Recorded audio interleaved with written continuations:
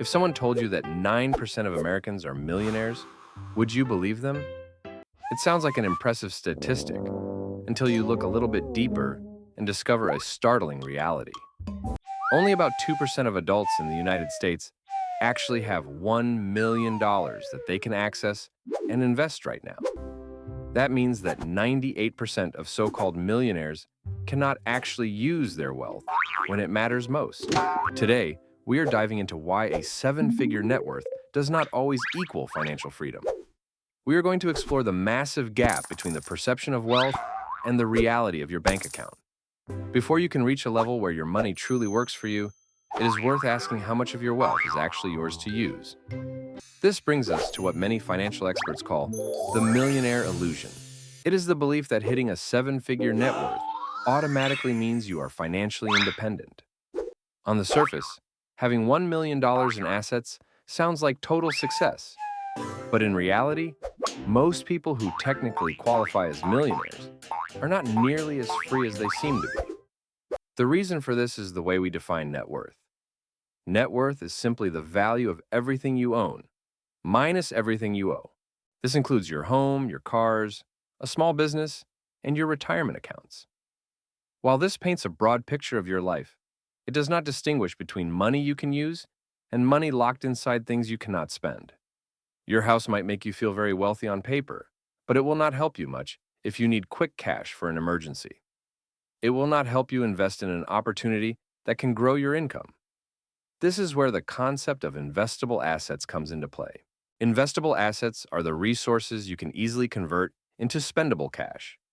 We are talking about money in checking or savings accounts, stocks, bonds, or funds in a 401k.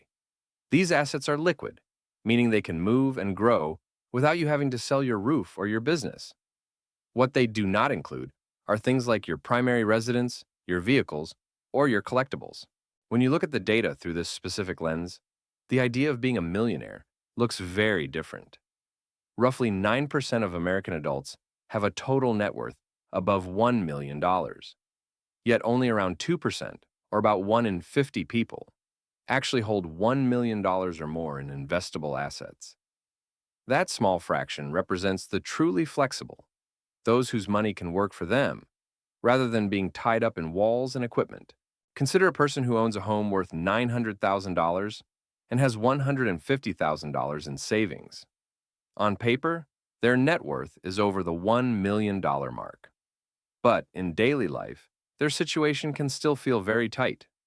Property taxes continue to climb, maintenance costs add up, and a sudden job loss could drain what little liquidity they have. Selling their house might unlock more money, but it would also mean giving up the very asset that makes them a millionaire. They are wealthy on paper, but they are not wealthy when it comes to choices or flexibility. This pattern of being asset-rich but cash-poor is surprisingly common among households in their 50s and 60s.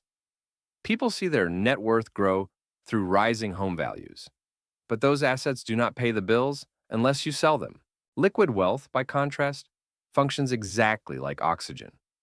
You only notice its importance when it is missing. Without it, people can feel financially suffocated despite having substantial total wealth. That lack of accessible cash becomes a hidden form of stress, even for people with impressive balance sheets. True wealth is not the number you see on a spreadsheet. True wealth is about control. Real millionaires have wealth that moves and generates income without disrupting their lifestyle. Their wealth gives them options, not obligations. It is what allows them to make decisions from a place of strength rather than a place of necessity. Seeing your progress through this lens changes how you measure success. A rising home value might inflate your net worth, but it does not bring you immediate flexibility. Meanwhile, a smaller but growing pool of investments quietly builds your independence. That steady accumulation creates the kind of wealth that compounds over time. It is wealth that supports your life rather than restricting it. This is where most people misunderstand the journey. The illusion of millionaire status often comes early, but genuine liquidity usually takes decades to build. For many, that turning point does not appear until much later in life, when debts shrink and investments finally outpace expenses. Understanding when and how that shift happens reveals the real shape of wealth, and it looks very different from how most of us imagine it in our 20s. That timing is not random at all. It follows a predictable pattern called the wealth curve, showing when net worth actually peaks across a lifetime. Wealth does not rise in a steady straight line. It starts off very slowly, flattens through much of adulthood, and then surges near the end. For most people, significant gains do not appear until their 50s or later. This is long after the early years of paying off loans and managing day-to-day expenses. The median net worth for Americans under 35 sits around $39,000. It climbs to about $135,000 between the ages of 35 and 44. By the mid-50s, it reaches roughly $247,000. The real jump happens later, between the ages of 65 and 74, when the average household reaches about $410,000. Yet, even at this financial high point, that figure is still less than half of the $1 million benchmark. The reality is that the typical American never even comes close to $1 million in total net worth, and much of what they do accumulate remains locked away in a home that cannot be easily turned into cash. This slow climb explains why many younger households feel behind, despite earning reasonable incomes. Their paychecks are stretched across expenses that have ballooned in recent decades. Everything from college debt to childcare and housing eats into their ability to save. The national savings rate now hovers closer to 5%. This is about half of what it was in the 1980s. For someone earning $100,000 a year, that is just $5,000 in annual savings. That figure barely covers emergency reserves, let alone long-term goals like retirement. Against those numbers, early wealth accumulation feels frustratingly out of reach. When asked when they expect to become millionaires, people often answer confidently, naming their 30s or 40s. But reality tells a very different story. The average age of a United States millionaire today is about 61 years old. That is several years older than it was in the 1980s. Even when you adjust for inflation, it simply takes longer to reach that number today. In other words, becoming a millionaire has shifted from a mid-career milestone to something achieved near the end of the working years. So, what changes in those later decades to finally push wealth upwards? The major turning point comes when debt disappears. Mortgage payments shrink or vanish entirely. Student loans are gone, and children become financially independent. With fewer obligations eating into monthly income, more money stays in the household. Salaries also tend to peak around that same time. Those freed up dollars finally flow into investments with the power to compound. Retirement accounts and brokerage portfolios start to grow quietly year after year. The composition of wealth also evolves in a way that makes the curve steeper.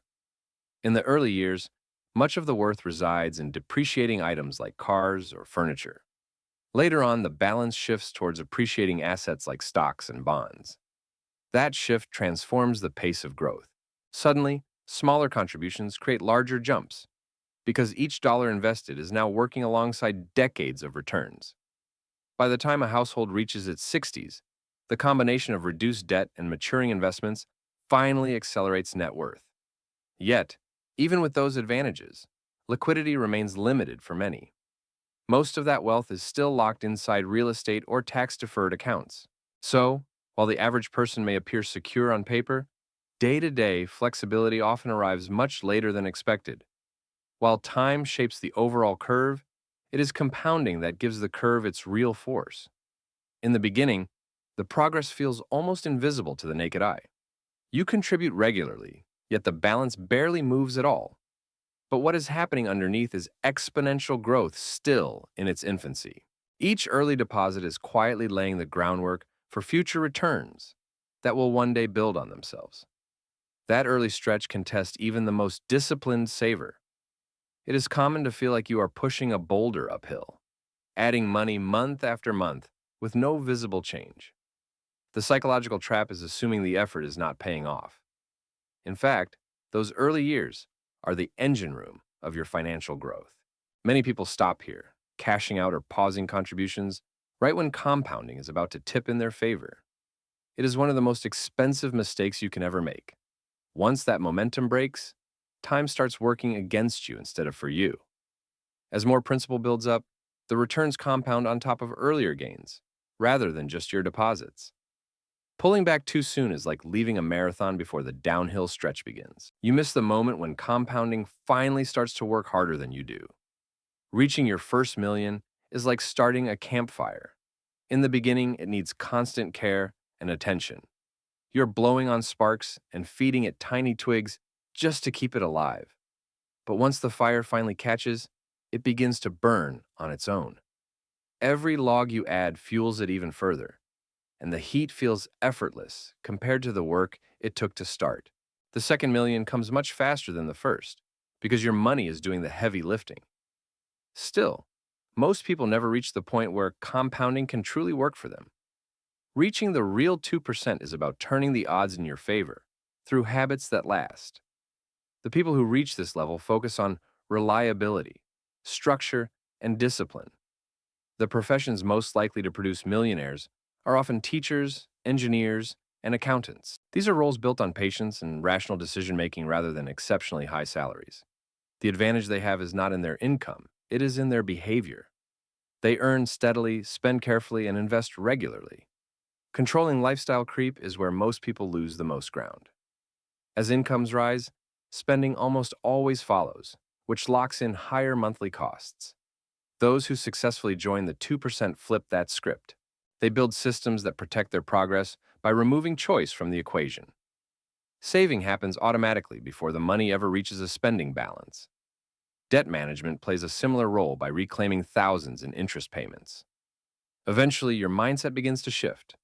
You stop measuring success through possessions and start measuring it through flexibility. Homes and cars matter less as symbols and more as strategic decisions. You measure wealth by how easily your assets can move, not how big they look on paper. If you are watching this, take a moment to think about where you are on that path. What habits could you automate today to move closer to genuine liquidity? With time, structure, and patience, your financial destiny becomes less about luck and more about design. Wealth at its core is about the ability to make choices without financial strain. Focus on what you can actually use, not on numbers that only look good on paper. Keep contributing consistently, especially when the progress feels slow. And always ask yourself one question. If your wealth is not accessible tomorrow, how much of it truly belongs to you today?